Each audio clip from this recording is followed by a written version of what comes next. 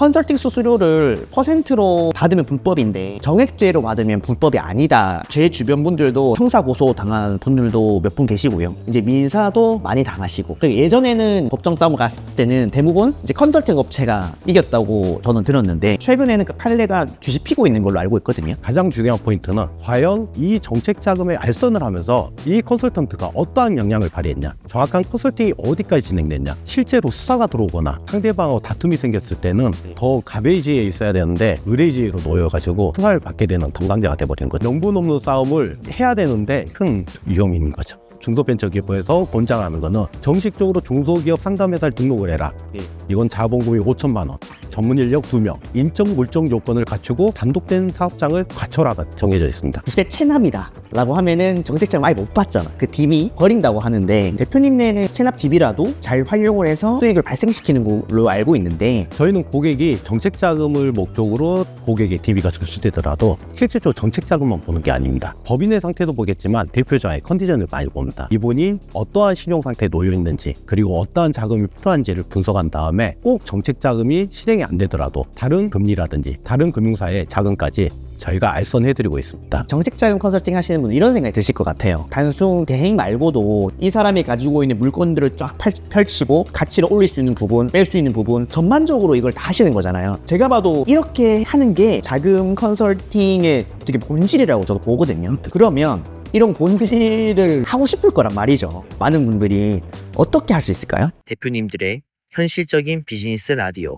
범대표 라디오. 네, 안녕하십니까. 네, 안녕하십니까. 정책자금 컨설팅 하시는 분들을 굉장히 이제 많이 만나잖아요. 사실 정책자금 영업을 하시는 분들이 정책자금 말고 다른 방법으로 자금을 푸는 방법에 대해서 대부분 모르세요. 자금하시는 분을 초대해서 이제 강의를 하셨는데 거기서 반응이 너무 좋다고들 제가 피드백을 들어서 이 자리에 빠르게 모셨습니다. 금융업에 관련된 사업, 법인을 4개 정도 운영을 하는 걸로 알고 있는데 소개를 좀 부탁드려도 될까요? 네, 머니브리지 이종석입니다.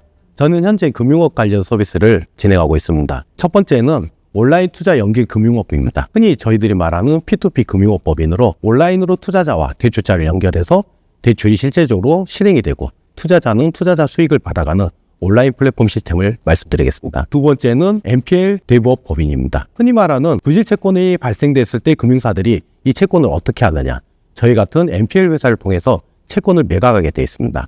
저희는 이러한 부실채권을 인수를 해서 정상화한 다음에 수익을 내는 법인이라고 말씀드리겠습니다. 세 번째는 지자체 대부업입니다. 저희는 자체적으로 자금을 보유하고 있고 아파트 담보대출에 대해서 풍순이 대출로 실행하는 법인입니다. 네 번째는 중소기업 상담회사입니다. 개인 사업자와 법인에 대해서 정책자금 및 정책지원금에 대한 금융을 해결해주는 법인이라고 말씀드리겠습니다. 대표님이 요즘 강의를 하시면서 컨설팅도 많이 보시잖아요. 반응이 어떠세요? 요즘에 상당히 많이 좋지가 않습니다. 아무래도 불법 브로커, 불법 정책자금 알선 이런 타이틀이 계속 따라붙다 보니까 이분들이 정상적으로 영업을 크게 할 수 있음에도 침체되고 그런 분인 것 같습니다. 제 주변 분들도 형사 고소 당한 분들도 몇 분 계시고요. 이제 민사도 많이 당하시고. 예전에는 법정 싸움을 갔을 때는 대부분 이제 컨설팅 업체가 이겼다고 저는 들었는데 최근에는 그 판례가 뒤집히고 있는 걸로 알고 있거든요. 민사조차 걸지 마라. 형사로 넘어가면 대부분 이제 지고 있으니까. 라고도 말씀하시는데 지금 금융 관련 법인을 4개나 운영을 하는 이 전문가 중에 전문가가 봤을 때는 어떻게 보시나요? 아무래도 정책자금 시장이 이렇게 힘든 이유는 첫 번째가 바로 법제화가 돼 있지 않은 시장이다. 이게 가장 큰 문제인 것 같습니다. 대부업도 2002년에 법제화가 됐고요. 온라인 투자 연계 금융업도 2020년에 법제화 됐고 온라인 소액 투자도 2016년에 법제화가 됐습니다. 그런데 이런 정책자금이 아직 법제화가 안 돼 있다 보니까 민사나 형사를 가더라도 입증하는 거에 따라서 시장이 많이 판이 바뀌고 있는 것 같습니다. 그런데 더욱이 최근에는 아무래도 이 정책자금 하시는 분들이 너무 시장에 많이 나왔습니다. 전문가적인 사람들이 이 시장에서 활동하던 그런 시대가 아니라 지금 누구나도 꼭 보험 설계사가 나 보험 한번 해볼까 할 때 신입사원이 누구든지 보험 팔 수 있듯이 이런 정책자금 시장이 그렇게 변했기 때문에 좀 안 좋은 반사 효과가 나온다고 볼 수 있을 것 같습니다. 초보들이 너무 많이 나왔다. 실력이 있는 것처럼 행사를 해서 많은 문제가 발생한다 이 말씀이신 거죠? 네, 맞습니다. 저한테도 전화를 많이 와서 항상 묻는 게 그거였거든요. 컨설팅 수수료를 퍼센트로 받으면 불법인데 정액제로 받으면 불법이 아니다 라고들 저한테 많이 물어보세요. 사실 저도 잘 몰라요. 이 부분에 대해서 어떻게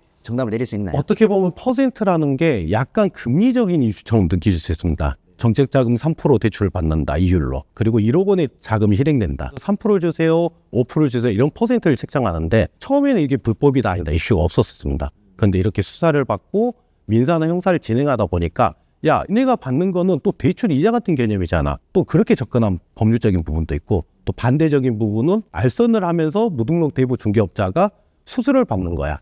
이런 개념에 접근하다 보니까 퍼센트가 위험하지 않냐 그렇게 말이 나와봤습니다. 근데 최근에 법제처에서도 제가 이런 판례들 자주 보게 되는데 우리가 퍼센트를 기재하지 않고 금액을 적었다 하더라도 이에 대해서 판례 주문해 보면은 1억 원에 대해서 뭐 1,000만 원을 받았다. 이에 대한 수당은 10%에 해당된다. 하면서 역으로 환산한 케이스가 있습니다. 퍼센트가 불법이냐 합법이냐가 아니라 가장 중요한 포인트는 과연 이 정책 자금에 알선을 하면서 이 컨설턴트가 어떠한 역량을 발휘했냐, 정확한 컨설팅이 어디까지 진행됐냐, 사업계획서를 작성해줬냐, 금융의 어디에 어떤 부분을 풀어줬냐, 재무제표를 계산해줬냐, 이런 역할의 범위가 가장 중요한 것 같습니다. 내가 역할을 했을 때는 정당한 대가를 받았다. 근데 역할을 하지 않고 정책 자금에 대해서 몇 프로를 요구했다. 이렇게 바뀌어버린 겁니다. 정상의 범주가 사실 제가 좀 모호해서. 그런데 이게 가장 큰 이슈가 뭐냐면은 자본금도 완충되지 않는 페이퍼 컴퍼니를 만들어가지고 영업을 많이 하십니다. 중소벤처기업부에서 권장하는 거는 정식적으로 중소기업 상담회사를 등록을 해라.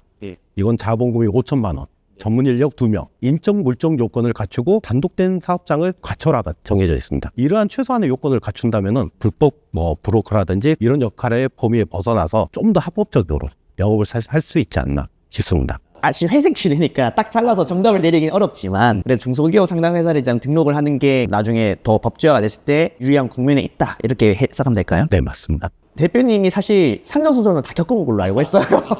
경찰 수사도 비슷한 케이스로도 받으신 걸로 알고 있는데 신뢰가 안 되면 조금 말씀해 주실 수가 있을까요? 정확히 한 2년 전이죠. 그때 제명이 정보통신망법 위반, 저희가 변호사하고 이제 수사기관하고 같이 다툼이 있었을 때 정립할 수 있던 방법은 아무래도 면허가 있냐, 최소한의 니네가 어떠한 면허와 어떠한 자격을 가지고 영업활동을 했냐, 그게 가장 키포인트였습니다. 다행히 그때 저희가 온라인 투자 연계 금융업이 있다, 또 MPA라든지 지자체 대부는 대부 금융업법에 등록된 회사이고 중소기업 상담회사 같은 경우는 중소벤처기업부에 정식 등록된 상담회사인 겁니다. 이러한 자격을 가지고 영업을 하다 보니까 실제로 수사가 들어왔을 때도 방어가 가능했습니다. 너가 어떠한 영업을 했어? 어떠한 매출을 올렸어? 어떠한 수수료를 받았어? 했을 때 합법적으로 이러한 법률 테두리에 대해서 입증을 하고 정확히 혐의가 없음을 받게 된 거였죠. 그리고 그 외에도 고객분들이 가끔 자문 수수료 이걸 안 주신 분들이 많아요. 근데 안 주고 그냥 가시면 되는데 꼭 반대로 형사고소를 하세요. 그럼 저 같은 경우는 이제 대표자이니까 직접 경찰서에 출두하고 형사를 거실 때 사기도 있고 제명을 붙일 수 있는 거 다 붙여가지고 형사고소를 하시는데 이런 형사고소는 계약 기반과 회사의 면허, 무혐의로 끝낼 수 있었습니다. 그러면 지금 정책자금 컨설팅 하시는 분들이 많이 이제 지금 문제가 되는 그런 소송건에 대해서 거의 유사한 사례라 보면 되나요? 네, 맞습니다. 소송하는 게 비슷합니다. 넌 불법 영업을 했지, 불법 수수료를 받았지, 이건 금리야, 무등록 대부업자의 중개야. 이 부분에 대해서는 앞서 말씀드린 대로 그 틀을 벗어나지 않고 정도만 지킨다면은 더 영업하시는데 편할 거라 생각됩니다. 근데 지금 그러면 패소하고 계신 분들은 이런 라이센스가 없어서 패소하는 경우가 굉장히 많겠네요. 라이센스도 없었겠지만은 아무래도 그들이 영업하는 과정 중에서 불법적으로 많이 접근한 분들도 있을 거라 보입니다. 보험은 확실히 좀 문제가 되죠? 맞습니다. 보통 정책자금 처음에 하셨던 분들이 보험업을 하시던 분들이 되게 많았습니다. 정당한 컨설팅과 자문계약을 체결하고 보수를 받을 때 더 높은 금액을 받을 수 있는 거는 바로 보험이니까 대표님 보험계약 하나 해주세요. 제가 그 계약이 유지되는 동안 꾸준히 관리해드리겠습니다. 그런 케이스였던 거죠. 어떻게 보면 금감원에서도 정책자금에 대한 대가를 보험으로 꺾지 말아라. 경영의 안심보험이라든지 이런 보험으로 꺾은 건 안 된다라고 아예 내용을 명시했기 때문에 불법에 가깝다고 말씀드리겠습니다. 아까 말씀해주신 중소기업 상담회사 요 라이센스 없이 상담하는 거 지금은 불법은 아니지만 회색지대다. 법제화가 되면은 필수로 갈 것이다라고 보시는 거죠? 실제로 수사가 들어오거나 상대방하고 다툼이 생겼을 때는 더 가베이지에 있어야 되는데 의뢰지로 놓여가지고 수사를 받게 되는 담당자가 돼버리는 거죠. 명분이 없는 것 같아요. 명분 없는 싸움을 해야 되는데 큰 위험이 있는 거죠. 흔히 지금 많은 그 금융 라이센스를 가지신 거를 이 영상을 보시는 컨설턴트 분들이 다 가지지 못하겠지만 누구나 알고 있는 이 중소기업 상담회사는 정말 따야겠네요. 네, 등록하고 하시는 게 좋습니다. 어차피 벤처기업부에서도 이걸 법제화한다고 했었습니다. 법제화하겠다는 이슈가 나오면은 기존 법의 테두리 내에서 움직이기 마련입니다.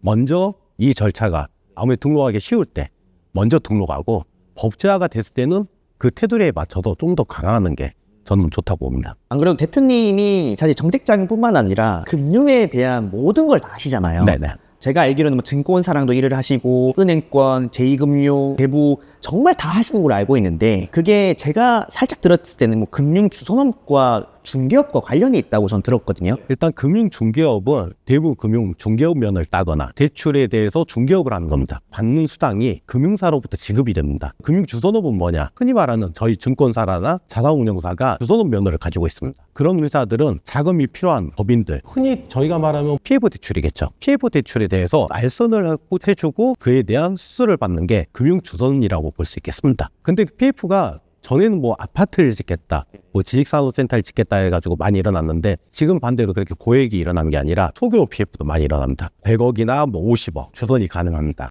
50억 100억은 저도 좀 커 보이는데 1억도 하나요? 이러면 안 돼요.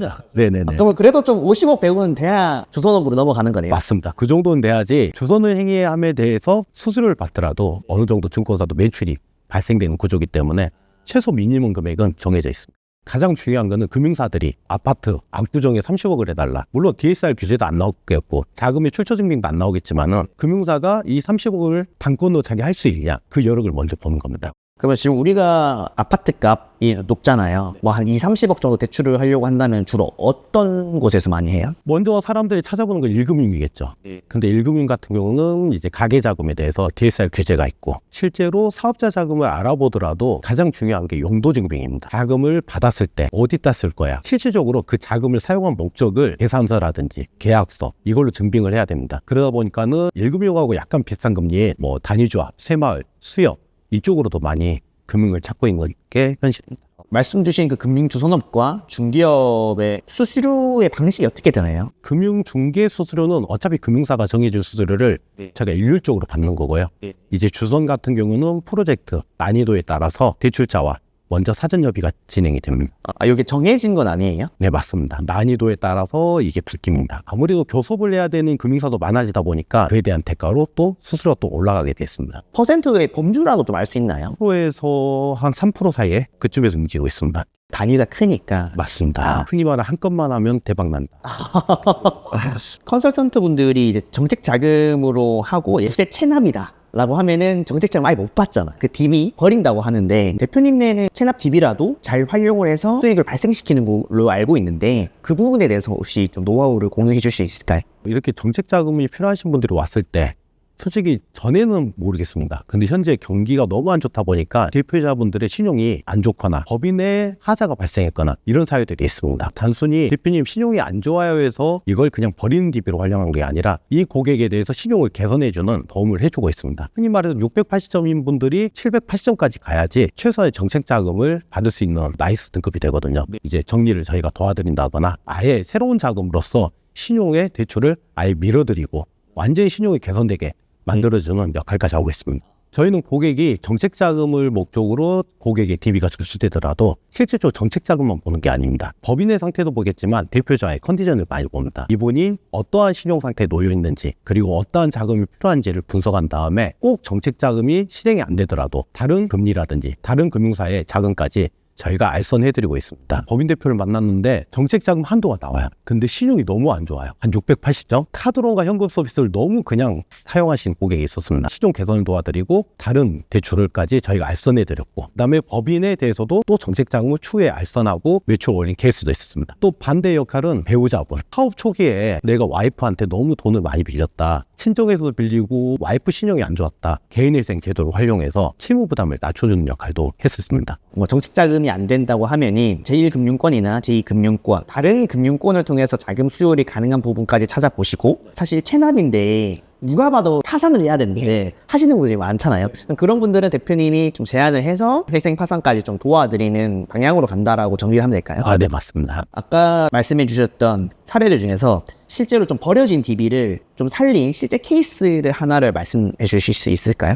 인천에서 이제 베이커리 사장님이 계셨습니다. 단순히 정책 자금으로 접수를 했었습니다. 그분의 재무 상태를 보다 보니까는 현금 서비스 카드론을 한 6천만 원 정도 이용하고 계셨습니다. 많이 하셨네. 네, 그러다 보니까는 집 부동산 보유하고 계신 부분에 대해서 담보가치가 충분히 나오는데 나이스가 680점은 떨어져 있다? 대출 진행이 안 되는 거였었습니다. 물론 정책자금도 진행이 안 되고요. 2순위에 신협에서 나간 대출금 1억이 있었는데 저희가 지자체 대부에서 대안을 하면서 1억 8천만 원까지 대출한 사례가 있었습니다. 그러면서 이분한테는 신협 1억을 저희가 대안하지만 나머지 8천만 원에 대해서는 최소한의 5천에서 6천만 원까지 상환해 주세요라고 저희가 요청을 드렸던 부분이 있습니다. 그분이 그렇게 해서 대출 진행하자마자 680점에서 820점까지 한 방에 올랐습니다. 나이스가 새로운 대출에 받아가지고 상환 처리를 했을 때는 신용이 반영이 안 됩니다. 그런데 지자체 대부를 저희가 활용한 이유는 신용정보 집중이 안 됩니다. 갑자기 나이스 입장에서는 이 사람이 돈을 가지고 와서 상환을 했네? 새로운 신용정보가 집중이 안 됐어. 신용점수가 올라가게 된 거였죠. 그렇게 해서 이제 아파트 담보로 지자체 대부를 잠깐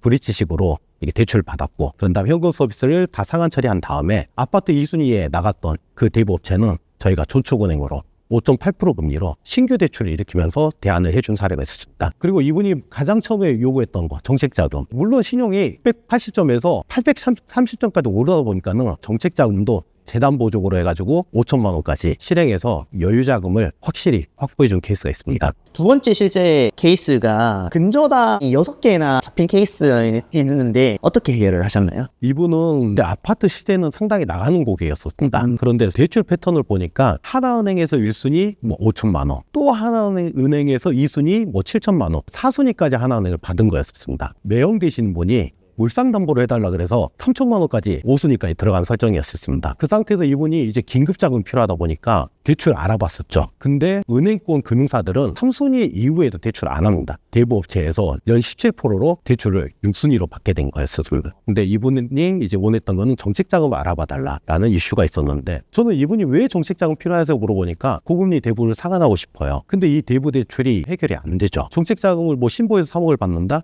또 쉽지 않은 부분인 거죠. 절대 안 되는 부분이었는데 한 가지 대안을 제시했습니다. 저희가 1순위부터 6순위 중에서 대출을 한 번에 밀어드리겠습니다. 새로운 대출로 2순위 대출을 저희가 일으켜준 사례가 있었습니다. 제가 알기로는 올 이자 납부금이 380만 원이었나? 저희가 이제 채무 조정을 해드리고 고금리 대부를 상환 처리해드리고 나서 약 140만 원으로 올 불입금을 갖게 되었습니다. 보통 이제 보험에 재직하시거나 편의점을 운영하시거나 페인트를 도금을 한다.